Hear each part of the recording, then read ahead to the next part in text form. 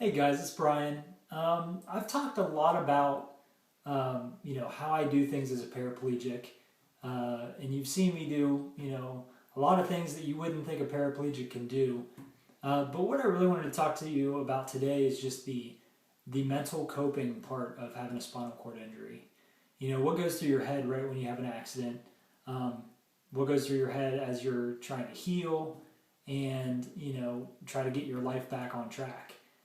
And that's something that they don't really talk to you about in rehab. At least they didn't for me. It was you get into rehab, you learn how to do a transfer, you learn how to take care of your daily routines. You're getting dressed, but they kind of send you home with this. See you later. Don't really talk about well, how am I mentally going to cope with this? And that's probably the hardest part for me when I first got out of the hospital was okay, I'm sitting in my house that I knew as a walking person, and I can't reach shit, and I can't do anything for myself. I can't dress myself. I can't bathe myself. I can't take care of my bathroom stuff. How the hell am I going to do this the rest of my life? And it was scary. I was terrified. Um, and I got really depressed.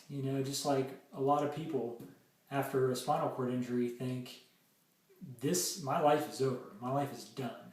You know, I'm never going to date again. I'm never going to have kids. I mean, just your mind just goes wild. The biggest coping method I found was just to stay busy. Um, Once I got into rehab, I tried my hardest to just learn as many skills as I could. And then shortly after my injury, I got gung ho about getting back on a bike. So it was, you think it would be a bad thing, but at the time it kept my mind busy. Spending, every night in the garage tinkering with my bike, trying to put it back together, trying to modify it so I could ride. That in the first 6 months really, really helped me kind of keep my crazy thoughts out, and keep my focus toward moving ahead. And it was that moving ahead focus that kind of got me away from feeling so depressed.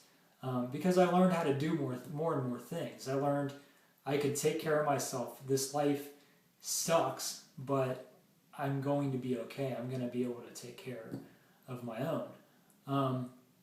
And that's the biggest thing. You can still do this. This is something that, even if you're a quadriplegic, you can still you can still do things that make you happy.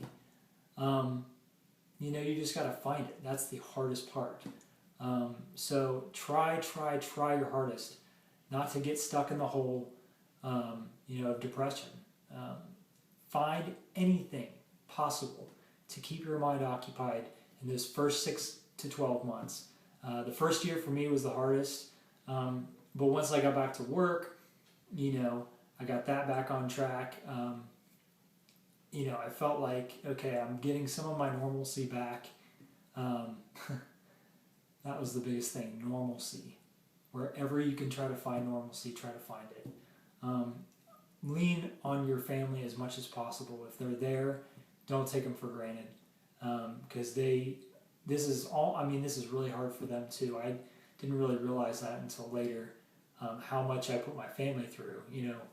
Them watching me deal with this was rough for them just as much as it was for me. Maybe not quite as bad as it was for me, but I just want to tell you guys, it's not the end of the world. You'll be okay. You just got to keep trying, man. It's easier said than done for some.